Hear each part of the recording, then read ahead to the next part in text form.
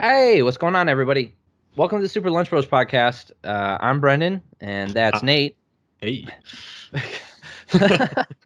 I like how I cut you off every time. Like, hey, I would like to introduce myself. I'm like, no, I must do everything. Today we're gonna do something a little bit different. Earlier in the week, we covered the fights, and we actually don't have any fights coming up this week.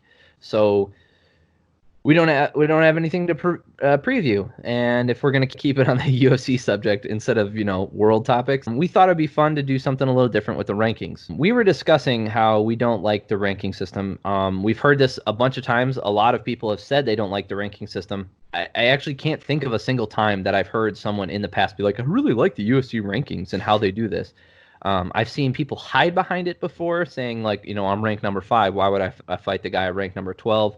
I've seen people use it as an excuse not to fight somebody, like I just said. I've seen people use it as like if someone never made it to a championship fight or someone never became a champ, I've seen people use it as a moniker of like, oh, I was a top 10 fighter in the UFC. I've heard that as kind of like a resume thing. Like, oh, I was a top 10 fighter in the UFC or top 20, whatever. I'm not going to disagree with you. That's fine. What I would throw in there with that is that doesn't help you while you're in the UFC. It doesn't help fans or matchmakers. I mean, they can do whatever they want. The UFC does whatever they want. We've seen that in the past. We're seeing it now. More power to them. I'm not taking that away from them. What I'm saying is to make this better for fans and to make it better for the fighters in general is instead of using a 1 to 15 ranking system, that we use a tier system. Now, this has been done. A lot of people use this in their GOAT discussion. I've seen this for, the NBA players, NFL, like quarterbacks, like the GOAT. Like, we're going to do a tier system. And what happens is you end up with more freedom and leeway. And instead of saying, like, who's number 1, LeBron or Michael, you just be like, no, they're both tier 1. They're both amazing. They're the S tier, whatever you want to call it. The best. A couple of things for this tier system that we have here. So obviously the champ is not in the tier system. We have a little bit of a different opinion on that when we come to lightweight, but the champ is not going to be into the tier system because just like the ranking system, the tiers are based off of the likelihood of you getting a title shot and whether not deserving a title shot necessarily, but what you need to do to get a title. This isn't completely ironed out either. This is kind of free flowing, and we would love suggestions and what you think. Your own tier list would be amazing as well. The way we have it is and I'm going to send you a Excel file that we can drop in the downloads too. So if you want to use essentially the layout that we ended up using and just moving names around and messing with it, you can use that and absolutely send it back. Oh, sweet. That'd be awesome. Yeah.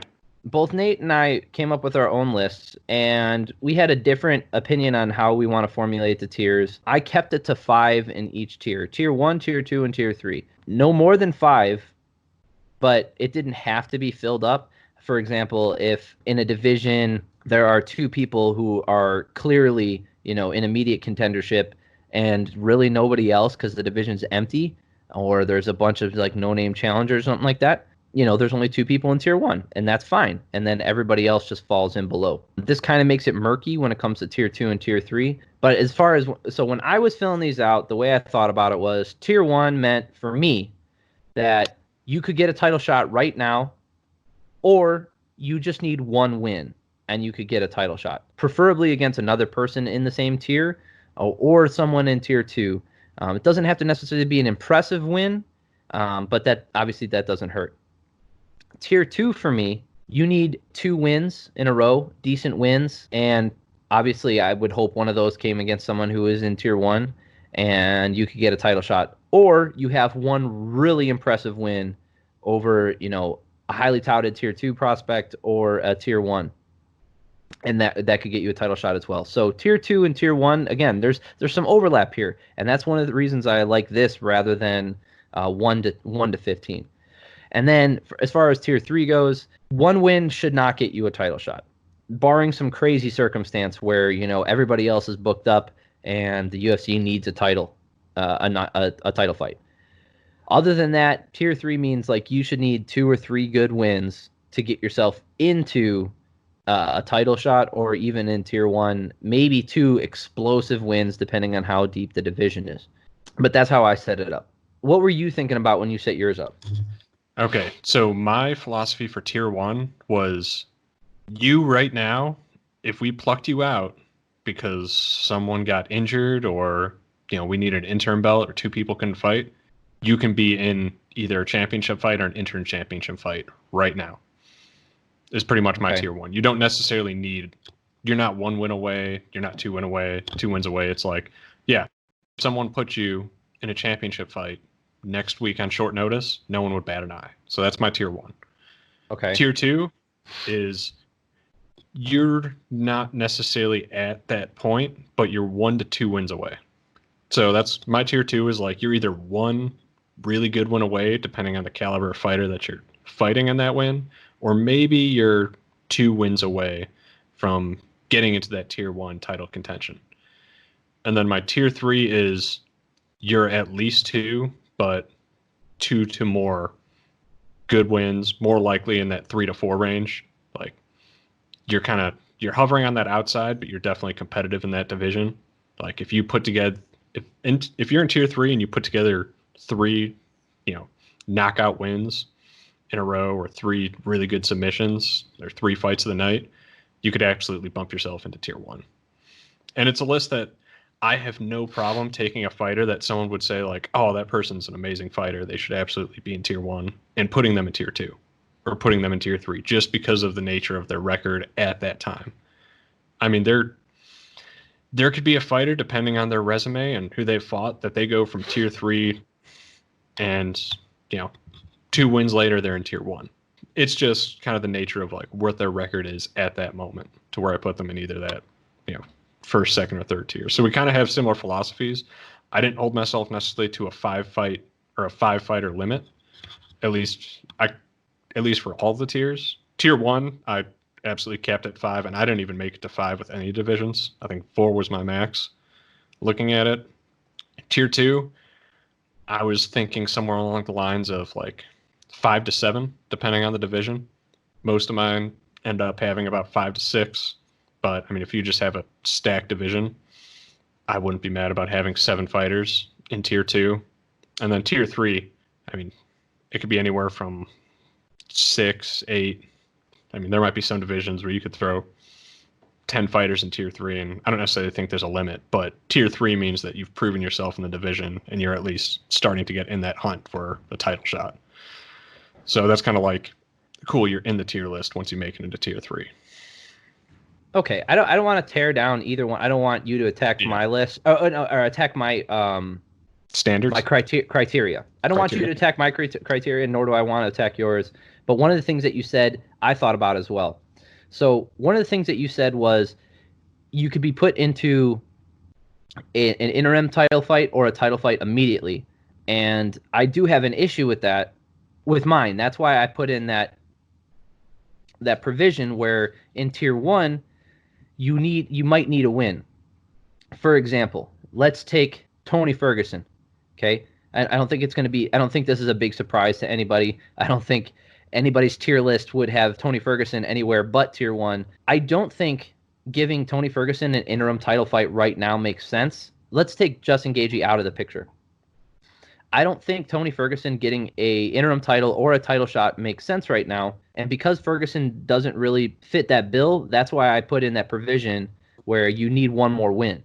Yeah. Because it just needs to be a win. It doesn't need to be something super impressive. And chances are, if you're one of these guys, tier 1. So another thing, a lot of our lists. Can I clarify something on mine too? Yeah. So just because you're in tier 1 doesn't mean you get to stop fighting until there's a title shot.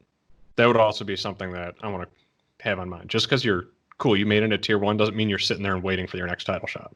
So you still have to, you still have to remain active. So you can be in tier 1. That doesn't mean you're first in line. That doesn't mean you're the next person getting the title shot. It's just you're in that tier to where if someone goes down, injury, whatever it may be, Dustin Poirier, Conor McGregor, and Gaethje all had something horrible happen and could not fight Khabib. Would anyone be mad if Tony Ferguson fought him? No, but that's one of those extenuating circumstances that I brought up. Like, so an extenuating circumstance could give literally anybody a title shot. I mean, we saw it with Al Iaquinta versus Khabib. Would he have been a tier 1 fighter at that point? Probably not. But, they ran through 2 different people who couldn't fight that weekend, so he ended up having to fight. That situation could happen to where you end up pulling someone from tier 2 into an interim title shot because of extenuating circumstances. Or somebody who is just training for that card. It doesn't. That's what I'm saying. So an extenuating circumstance means like literally anybody can be given a title shot at any time, and that could work for that person. Cool. Okay, so with all of our setup out of the way, I just want to throw that out there. I did not do any of the women's divisions, not because I believe that they're not, worthy of a tier list, but one of those things where, the time spent trying to parse out the bantamweight and featherweight division. I'll take blame for this.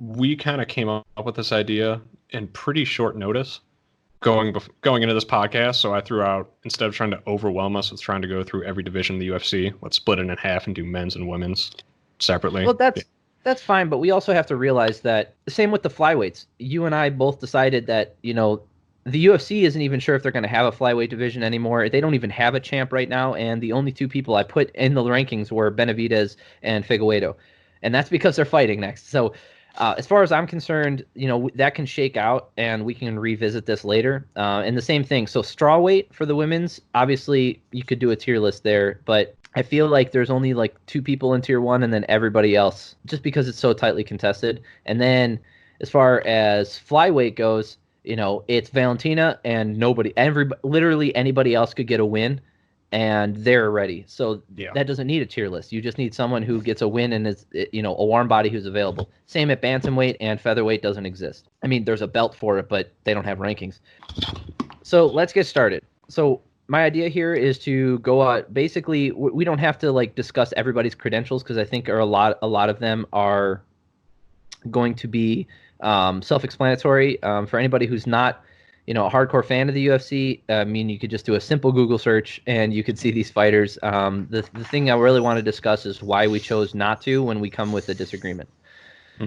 So we both have. So we're going to start with bantamweight. Corey Sandhagen, a tier 1. I have no problem with him being in there, and you have him as well. Marlon Moraes, again, same thing. I mean, he's coming off of a win. I mean, his only loss over the past couple fights was to the previous champ. Aljamain Sterling, as far as I'm concerned, he should be fighting for a title now, not next. Now. We both agree on that. Peter Yan is fighting for the title, and I believe his resume does show that it's worth that. So this is the first point of contention here. I put Pedro Munoz in tier 1.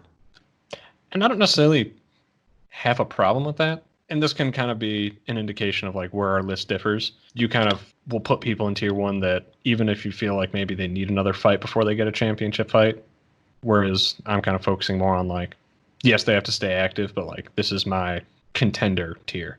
The reason I put him in tier 1, I can just quickly list this. So in the UFC, he loses to Jimmy Rivera forever ago, back in 2015. Okay, a split decision, by the way. He beats Russell Dwan, Justin Scoggins, Damian Stasiak, Rob Font. He loses a split decision to John Dodson, which was garbage. Wins against Brett Johns, beats Brian Caraway when Caraway was still moving up the ranks like he was, a highly touted fighter. Knocks out Cody Garbrandt, and then he loses a decision to Aljamain Sterling, who we both agree is the guy. He's the next guy. Putting all that out there, I'm going to say this, he's one win away from a title. Or, if someone gave him a title shot right now or an interim title shot, I wouldn't be super happy about it. But given the fact that they're offering Jose Aldo a title shot right now. I think there's an interesting thing that both of us did on this list, and that's we have Cody Garbrandt in tier 2. Yes. Whereas if you look on and this is also something I want to break down as we go through our list, what their UFC ranking is versus what tier we put them in. And right now he's ranked number 4, tied with Corey Sandhagen.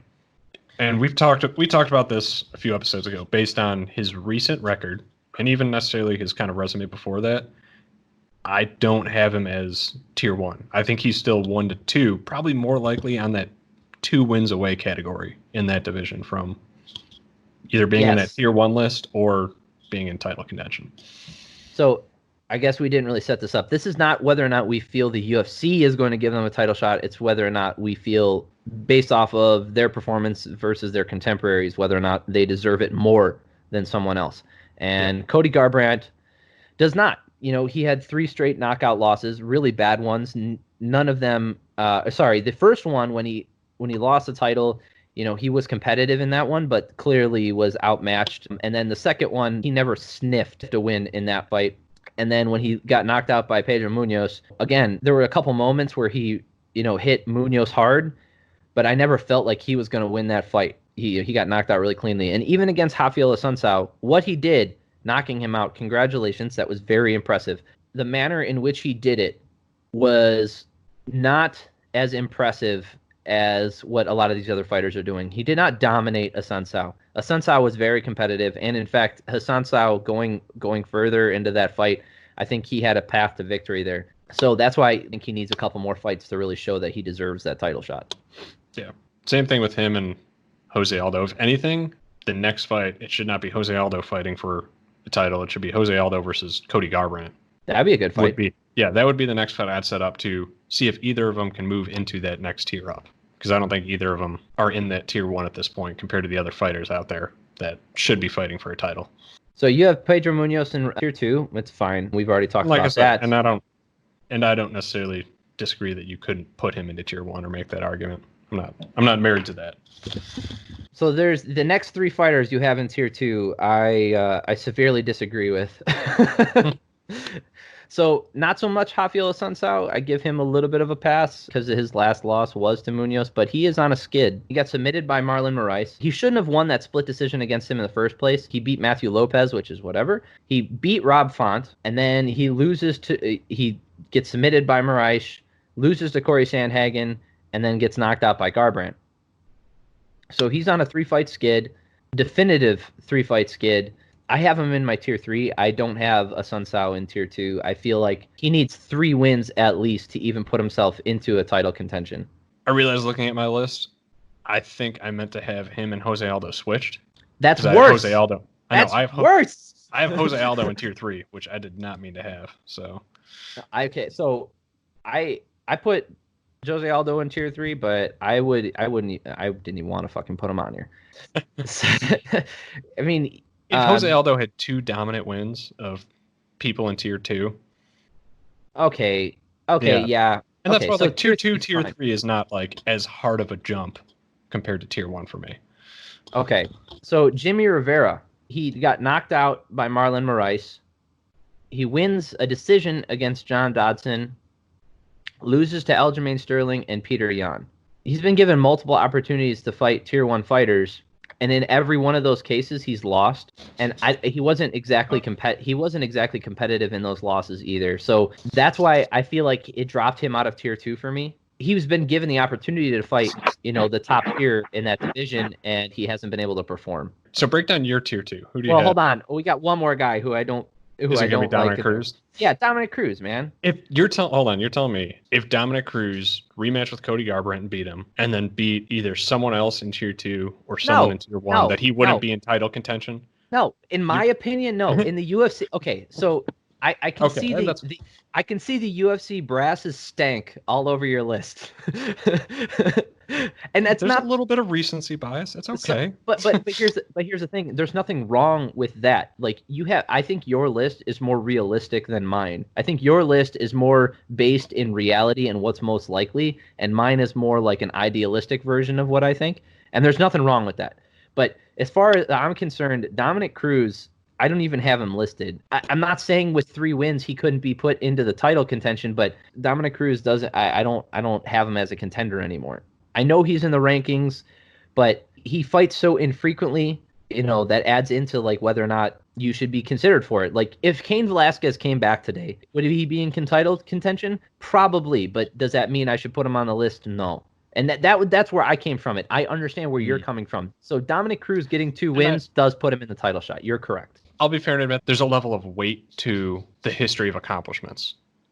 I think that probably feeds into mine a little bit more than yours. And I think that maybe that's kind of where I'm coming from, which is also something that weighs into the regular UFC rankings as well. So I can see where we're talking about UFC stink. I think more so what's probably influencing me is me. I did not say stink. I said stank. Stank. Fair. It's probably me adding a little bit of weight to historical accomplishments or essentially what they've done in the UFC. I have Cody Stamann in my tier 2. The reason I put him in tier 2, and I'm guessing you barely put him in tier 3, and that's fine because you have Dominic Cruz kicking him out for some reason. My tiers are not like a hard has to be 5. So the reason I put Song Yadong, or not Song Yadong, he's also in here. The reason I put Cody Stamann in here is because he's only in the UFC. He's only lost to Aljamain Sterling, and that was like that weird stretch, that leg stretch where he had him in that weird position, and he pulled his knee backwards, like he pulled his leg over, so like he was doing like his legs are up here doing the splits. So creative victory for Aljo, so super cool. And then he beats Alejandro Perez, ties with Song Yadong, gets a draw, and then just beat Brian Kelleher. I feel like with him, with 2 wins, it puts him in title contention. That's where I came from with that. And because he has that weird loss to Sterling, like he can always hang his hat on that, saying like, you didn't really dominate me. You put me in like a weird position and I got stuck in it. So let's go again. I think he's got great striking. Song Yadong, I also have in here. It's because he hasn't lost in the UFC. He beats Vince Morales, Alejandro Perez, draws with Cody Stamann, and then beat Marlon Vera. Contentious decision. I'll give you that. But with 2 wins, just being undefeated in the UFC, in my opinion, that gives you the go ahead for a title shot. So if he gets 2 more wins, or three good wins, or 2 dominant, like if he came out and just starched 2 people in tier 1 or tier 2, I'd put him in title contention. You can also do that from tier 3. There's quite a few people in tier 3 where if they got 2 starching wins, could be in tier 1. Could be in tier 1, but I wouldn't necessarily put them in title contention.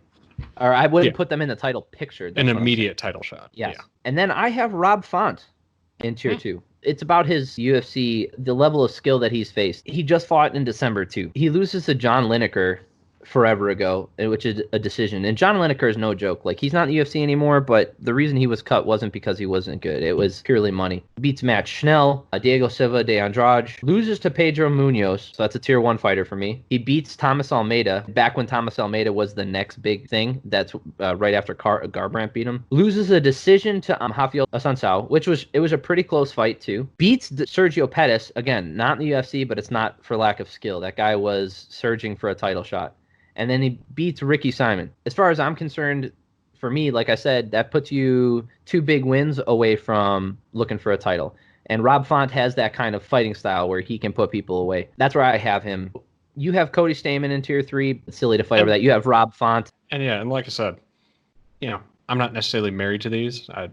These are somewhat expedient. So it's one of those things that as we go through, I'm probably going to continue to refine these a little bit more. And as the fights keep going on this summer, this is something that we can continue to update and argue over a little bit more. But this is like our kind of initial rollout of these tiers. I also put John Dodson in tier 2, and that was kind of more of me forcing someone in there. If I could put more than, because I really didn't want to put more than 5 in each tier. But yeah, if I could put more than 5 in each tier, I probably would have put him in tier 3. I just felt like John Dodson, he's a decision machine. His losses are never bad, so I feel like it doesn't take away a lot of his shine when he loses. Mm-hmm. He lost a split decision to Marlon Moraes, loses a split. He won against Pedro Munoz. He lost to Jimmy Rivera, loses to Peter Yan versus decision, and he had his moments in that fight where he hurt Yan, and then he knocks out Nathaniel Wood, who is like an up-and-coming fighter. Maybe I wouldn't. Maybe that's the UFC stank on me. I feel like with 2 wins, John Dodson at bantamweight, like people would just be excited to see him there. Yeah. But you have him in the 3rd. You have Sean O'Malley. I actually didn't put Sean O'Malley on my list. Ooh. Yes. Yeah, I didn't put Sean O'Malley on my list because this isn't taking anything away from his skill level or what he's shown. It's just the caliber of talent that he has faced is just not the same as everybody else. If he gets 1 more dominant win against anybody on this list, for sure he belongs somewhere here, right? Okay, yeah. And I'm okay with that. And I mean, I'm even okay with him being in like the 3rd tier. But for me right now, I still have him as like one of those guys outside of the top 15. I really don't have him in there. I just don't like he hasn't. This is what it is. It's the Conor McGregor factor for him. Mm-hmm. He's got a lot of popularity, and he's doing things, incredible things in the octagon, and it's given him a rise to the top, which if you took out that stuff and you took out, public opinion and appeal, I feel like he doesn't belong in here yet. Close, okay. Like I said, 1 more win. Mine is still full of UFC stank, so I'm fine with that. I have Ricky Simon in here. He just beat Ray Borg. He goes back and forth, and he's an insanely good fighter. 3 good fights, and they could put him in there. He's really good. Uriah Faber, I put in here. Ooh, that's fair. I did not. I put Uriah Faber in here because he beat Brad Pickett way back when. He beats Ricky Simon, and then he loses to Peter Yan. I feel like with 3 wins, Uriah Faber's getting a title. I would even put Ray Borg in here instead of Jose Aldo, but I have Jose Aldo in tier 3. So we're in agreement there. All right. I mean, that's bantamweight. I mean, not a ton of disagreement, but Dominic Cruz doesn't belong on the list. Anyway. So next we have featherweights. Pretty obvious ones here at the top. We got Max Holloway, obviously. I didn't put Brian Ortega in your tier 1. No, because I feel like he was given he was given one of those meteoric rise things with a lot of story behind him. It put him in that title contention spot, and he had his moments against Max. I mean, you could put him in there. That's not the worst thing in the world. I would rather have him in tier 2 because he hasn't fought in forever as well. Like, sitting out does not help your ranking. And that's also something that I think would factor into is time off for both of these lists. And I didn't necessarily think about that as I was putting it together. But if you take more than a year off, if you take 2 years off, or if you have kind of an injury you're recovering from, you might drop back a tier. You and I both have Zabit in here. He's just undefeated. So, I mean, he's got the popularity, the skill, the wins. I feel like in a 5-round fight, he's going to have real fucking problems, though. That's a discussion for another day. Did you put Yair? Oh, I put Yair in here. And again, really, it's one of those things where I looked at his history, and it just, his only real loss in the UFC came to Frankie Edgar. So, there's no shame in that. He knocks out Chang Sung Jung with the Hail Mary elbow. He was getting destroyed in that fight, but he won it. So records speak for himself. He's got that no contest against Jeremy Stephens, and then he knocks out Jeremy Stephens. Like, he was already on a trajectory. He beat Dan Hooker way back when, a different Dan Hooker. He beats Andre Fili, knocks him out, beats Alex Caceres, BJ Penn massacre, loses to Frankie Edgar, knocks out Chang Sung Jung. I think he's one of those guys where, like, he's on a win streak right now, or he's got 2 wins in a row. I think one fight away, and like they would just give him a title shot. He's at that point for me. That's fair. So you put Chang Sung Jung in here, of course, Korean Zombie. Yep, I love the guy, and he definitely deserves to be in here. But I also put Josh Emmett in here. Ooh, because sell it to me. He beats Scott Holtzman, loses to Desmond Green, a split decision. Felipe Arantes, whatever, knocks out Ricardo Lamas when Lamas was like, everybody was counting out. He stepped up on short notice, and Lamas was supposed to dominate Emmett, and Emmett knocks him out. Goes back and forth with Stevens, has a controversial KO loss, then knocks out Michael Johnson in tremendous fashion. He was losing that fight, but knocks him out. Knocks out Mirsad Bektik, and then almost knocks out Shane Burgos and just smokes him in the second 2 rounds, given the fact that he blew out his ACL in the first round. I think he's right. I think the media has overlooked him. I think people overlook him, and I don't know why. If he got another win, he should be challenging for a title. 1 win. And it doesn't even have to be a dominant performance, but seeing how he fights, I think a dominant win is likely. As I'm looking at this list, there's someone I got to bump back from tier 2, and we'll talk about it when we get there. Yeah, Frankie Edgar. Oh, I was going to say Jeremy Stephens, too. That's fine. Yeah, I got to. Pulling back the kimono a little bit here. I forgot to put Brian Ortega on my fucking list. But I know I looked at him and I did not put him in tier 1 on purpose. So I explained why. Yeah. But I definitely would put him in tier 2. Here's one that I thought for sure you would put in tier 2. Ryan Hall. What's hilarious is 5 seconds before you said that, I actually switched him and Jeremy Stephens. So he is currently in my tier 2. He's just not in the one that you saw last night. I think Ryan Hall is not underrated because nobody knows about him. I don't think people rate him at all. I think people don't know who he is. He's an older individual who's insanely good at grappling, and he forces people into unconventional and unfavorable positions for themselves and favorable positions for himself. He's very good. He was one of my favorite fighters to watch in most of the recent The Ultimate Fighter, especially the last couple seasons of The Ultimate Fighter. Out of all those, he's probably one of my favorite fighters to come out of that, like, last breath of that show. Yeah, that's why I was surprised. I was like, oh, for sure, Nate's going to put him in, like, tier 2. We both have... Oh, you don't have Dan Ige in there. Despite the last performance, I put Dan Ige in tier 2 because, like I said, a win's a win. Despite it... So looking at my list, would you swap him and Frankie Edgar where they are? I would. He had the loss to Max Holloway. He hung in there and all, but so I actually have him I put a couple question marks next to people, and he's in a question mark tier 3 for me. One of those people where, like, of course, with 2 wins, he could be, in the title Right there in contention. tier 1. Yeah. Yeah. You have Calvin Kattar in there. Obviously, great performance from him. He definitely belongs in there. I think, he's only got one bad loss. I have Arnold Allen. I have in tier 2. Ooh. Yeah, Arnold Allen, he hasn't had a loss in the UFC, and that's why I put him in there. It's one of those things where it's momentum, and your record speaks for itself. Despite the talent that you're facing, like he's never been given the opportunity to challenge anybody in Tier 1 yet. Given that opportunity, then we could, see where he shakes out. This is his UFC career, all wins. Alan Omer, Yautsin Meza, Makwan Amirkhani, no joke. Yeah. Mads Burnell, Jordan Rinaldi, Gilbert Melendez, that's a name, and then beating Nick Lentz. That's why I put him in there. I just feel like he belongs in tier 2. 7 fights in the UFC, all wins. I Yep. mean, that is a fair argument for putting him in tier 2. Yeah, Not like a I single loss said, on his record. My hard part is also the name recognition. So, who's he fought up in those high tiers? And that's he where hasn't. I think I think he might need more than 2 fights. Well, this is the same reason I didn't put Sean O'Malley in there, and that's because Sean O'Malley only has like 3 fights. Arnold Allen has 7.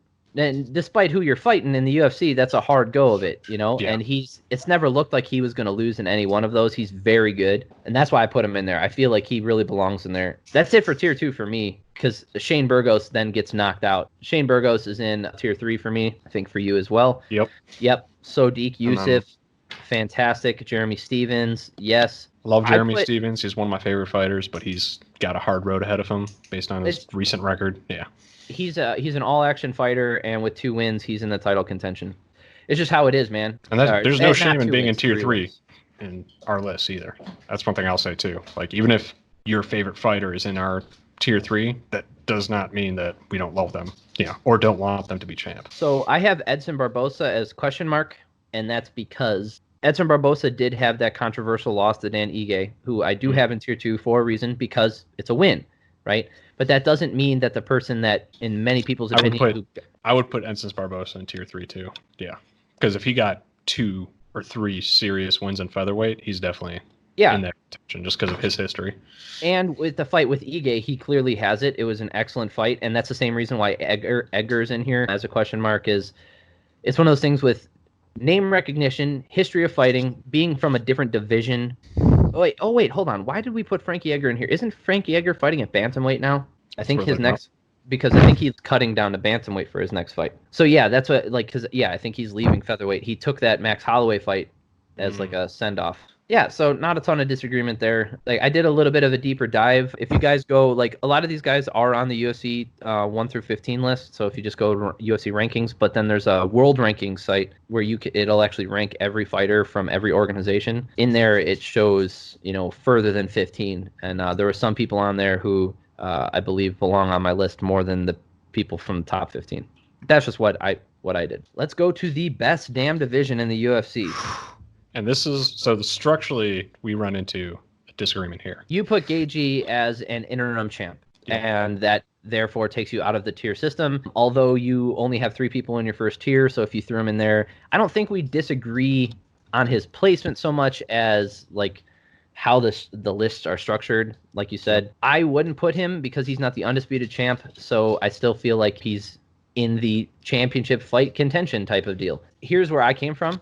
He could be passed up by anybody in tier 1. And UFC has shown that in the past. So, and this is kind of where lightweight's a perfect place to have this discussion. We had the issue of Tony Ferguson at one point being an interim champ, and he ended up getting passed up and not necessarily having that championship fight because of injuries. If something happened to Gaethje and he wasn't able to make that fight with Khabib, then obviously interim champ belt goes away. I'd take him out of that slot and put him back into tier 1. That's why I take him out of the tier and put him in that slot, because that's the fight to make is between the champ and interim champ. There is no one else in tier 1 that should be going in front of Gaethje. That's not bad logic. Then that makes sense. But that doesn't mean that he couldn't fall out of that slot if for some reason he got injured. Well, that's not even injury. I just said that the UFC has shown it. The interim belt means absolutely nothing. It used to mean it guaranteed you the next title shot. But if past is prologue, as Luke Thomas likes to say, it don't mean shit.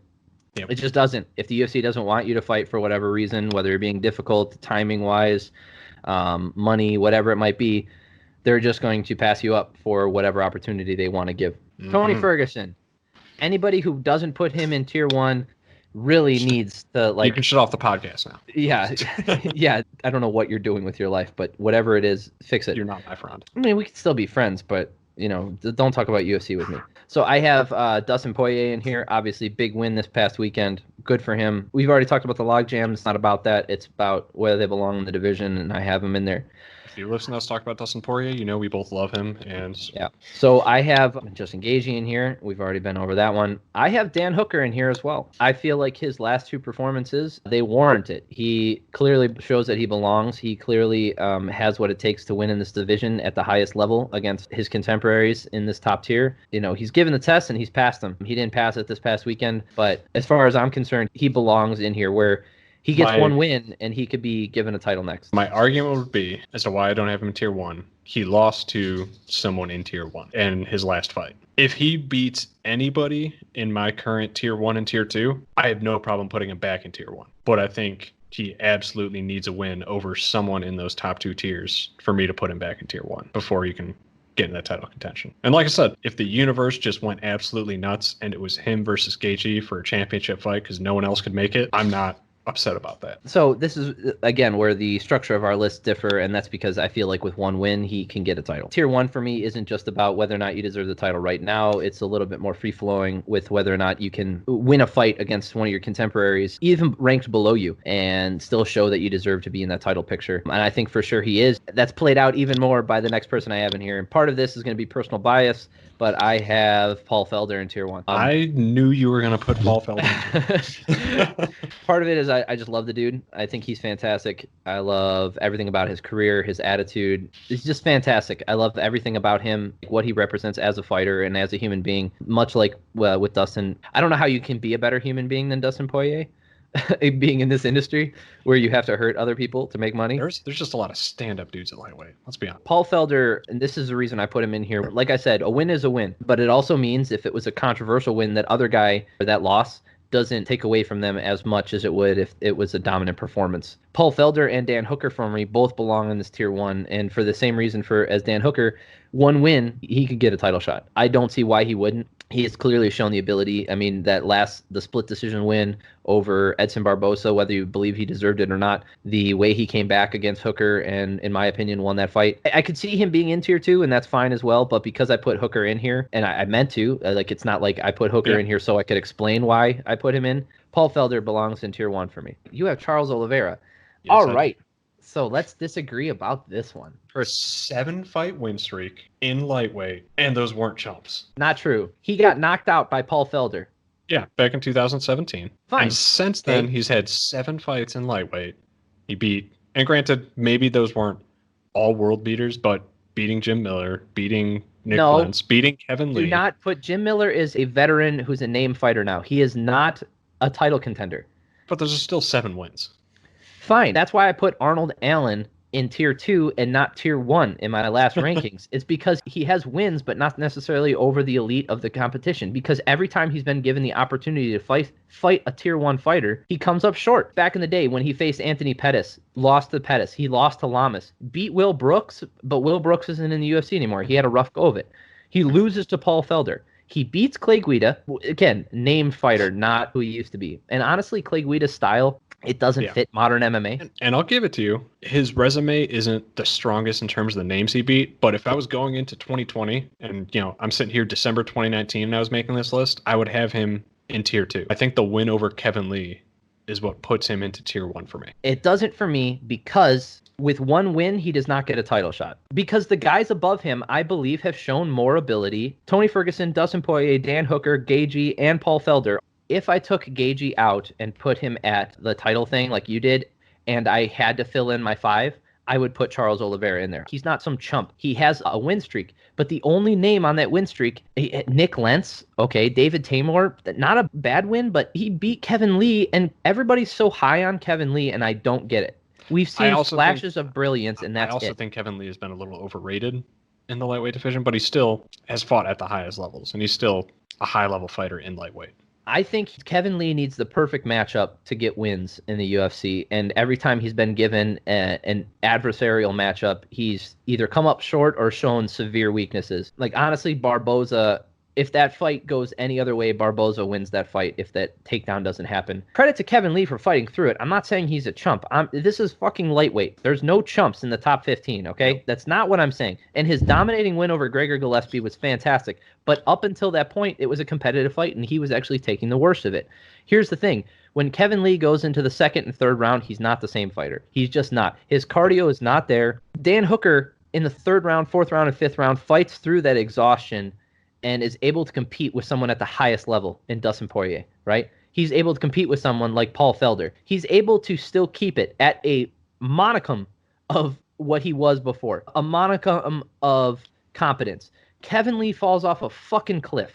He can't put it together because his body fails him. I don't know what it is, if it's mental, if it's just cardio, like, and his body's just not made for that. I don't know what it is, but I will tell you that a win over him isn't as impressive to me. But this is why I give Charles Oliveira credit. He looked fantastic in all these fights that he's won. He's gone on a 7-fight win streak. Far be it for me to take anything away from him. And with 2 wins, I think he could get a title shot. But he needs to beat someone who is currently like a upper tier fighter. So yes. Him versus Poirier, right? If he fights Poirier or if he fights Ferguson, that'd be a fun fight. Or if he fights Felder again. If he fights Felder, rematch, yeah, and he beats Felder. Far be it for me to take anything away from him. I think he could be in title contention, but there's a problem. It's lightweight, dude. What if you did Charles Oliveira versus Dan Hooker? That's a good fight. Dan Hooker's coming off a loss. I think Hooker wins that fight. That would be a fun matchup. I would see that. So here's the deal. I don't have Conor McGregor in this list because he's retired. I think it was, for me, it became he a also silly might be thing. Fighting at like middleweight next. So yeah. Like I said, for me, it was about the level of activity also factored in. Conor McGregor has fought twice in the past 2 years, maybe even longer than that if you really want to get down to the nitty gritty. He said he retired. Whether you believe him or not, I'm going to take him at his word, and he's not on my fucking list. I love Conor McGregor. I love what he represents for the sport. I love his style. I love his wins. I love all that stuff. I love his fights. But you're not on the list, man. You're not fighting. And I think that's a fair thing to bring up with both of these lists, and I'd probably take him off mine too based off that argument. Because right now he holds a number 4 rank in lightweight, which is insane to me. No, he's not number 4. Yeah, which would theoretically, if you went by number order right now, put him in tier 1, which he shouldn't be. And especially since he's retired, I absolutely would take him off that list. I have Charles Oliveira in tier 2. We've been over that. I have Ali Quinta, as do you. I think his record speaks for itself. I actually put Beneil Dariush in tier 2. Beneil Dariush is on a 3-fight win streak, I believe. And he has fought the who's who in lightweight. He has a problem with getting into wars and brawls because he said, like, once I get hit, like, I just want to hit him. He's on a 4-fight win streak, my bad. Mm-hmm. So he had that 3-fight skid against Edson Barbosa. He lost to Evan Dunham. Oh, no, sorry. It was a draw against Evan Dunham. Loses to Alexander Hernandez. Alexander Hernandez is a great fighter. I mean, he's coming up on tough times too, but Thiago Moises, he beat Drew Dober. That means something for me. He submitted Drew Dober. He beat Frank Camacho, and then he knocks out Drakkar Klose. Beneil Dariush, for me, belongs in tier 2 because with 2 wins, I do believe he's in title contention. Now, he does need some 2 dominant wins to put himself there, but I truly believe that Beneil Dariush belongs in tier 2 with the likes of Ali Quinta, and for me, Charles Oliveira. And then I also have Diego Ferreira in here. The same reason why Charles Oliveira is in there for me, Diego Ferreira is in tier 2.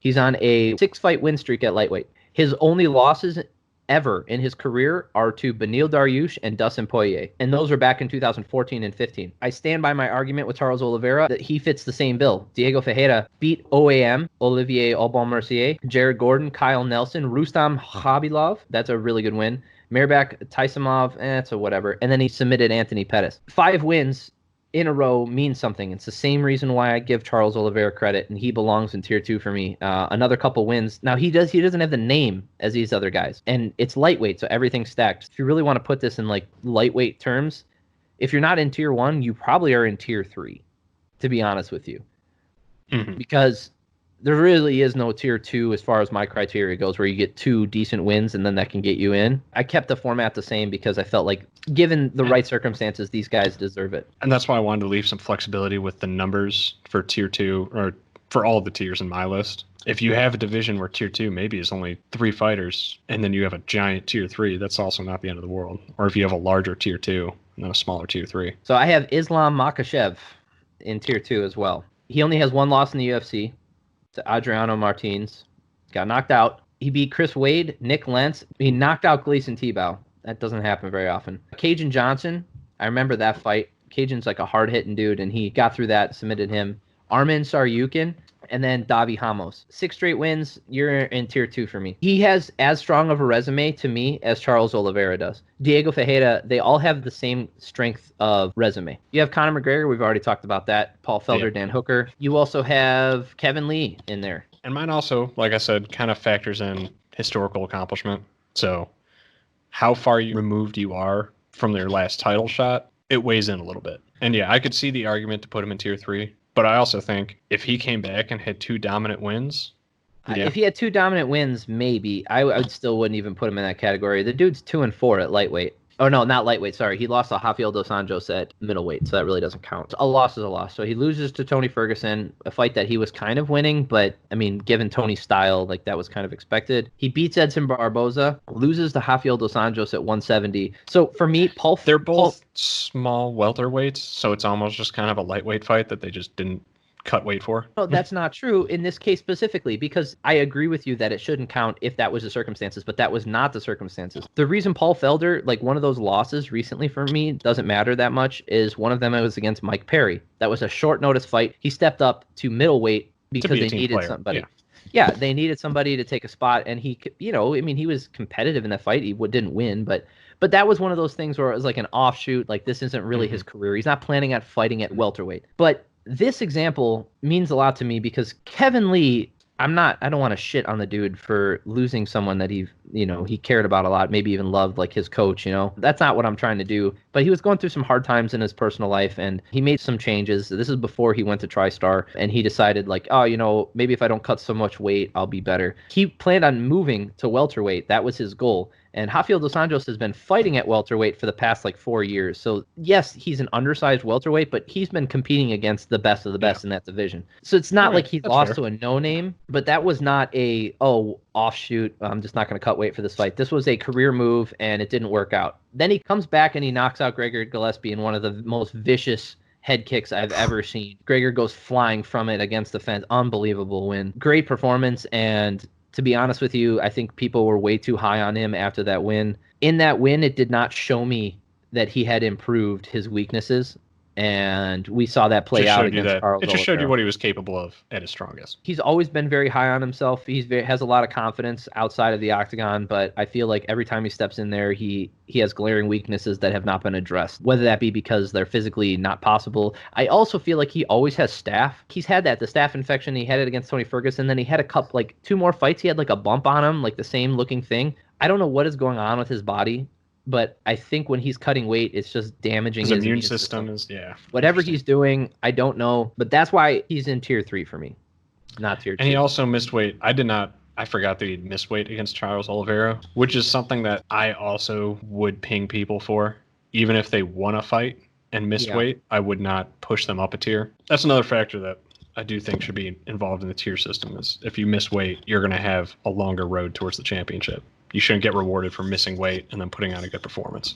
We both have Gregor Gillespie. He just doesn't have the name recognition, both in his record or himself to just jump the queue. But I think he has the talent, and if he had got that win over Kevin Lee, we're talking about, a tier 1 fighter at this point. Donald Cerrone I have in tier 3. He just never goes away. You have Diego Ferreira in there. We've already talked about him. You have Islam Makhachev in there. That's fine. Beneil Dariush. We both have Drew Dober in tier 3. And you sold me on Beneil Dariush. That's a fair one for me moving over to tier 2. So, yeah, well, if you just take Conor McGregor out and just put him up there, it's easy switch. Francisco Trinaldo, first of all, has been fighting in the UFC since 2012. And in that time, he has 7 losses. Other than, dude, he's fought so much. So, back in the day, back in 2016, he beats Paul Felder. Kevin Lee beats Trinaldo. Then Trinaldo beats Jim Miller. Loses to James Vick. Beats Evan Dunham. Loses to Alexander Hernandez. Beats Bobby Green. And beats John Makdessi. trading off wins and losses like that, and every time he's stepped up to those higher tiers, he's been bumped back down. But every time he's facing someone who's not in our tier structure, he's clearly winning and better. What about Leonardo Santos if you're going to put Trinaldo in there? So I was going to say, because he does have a win against Kevin Lee, and then his last 3 fights were wins in the UFC. Actually, he doesn't have a loss in the UFC. Yeah. I mean, he could go in there. I wouldn't mind putting both of them in there if you're going to put Trinaldo in there. He has a win over Efren Escudero. That's a good win. Anthony Rocco Martin, that's a good win. Kevin Lee, good win. Adriano Martins, good win. And Stevie Ray, knockout. That's a really good win. Yeah, he just fought last year. I think there was something wrong with him. I think he got hurt or something. He's also old as balls. Yeah. Yeah, 40. Yeah, but I mean, a win's a win, and he hasn't had a loss in the UFC yet. So this is one of those guys where he's in the queue. Let's put it that way.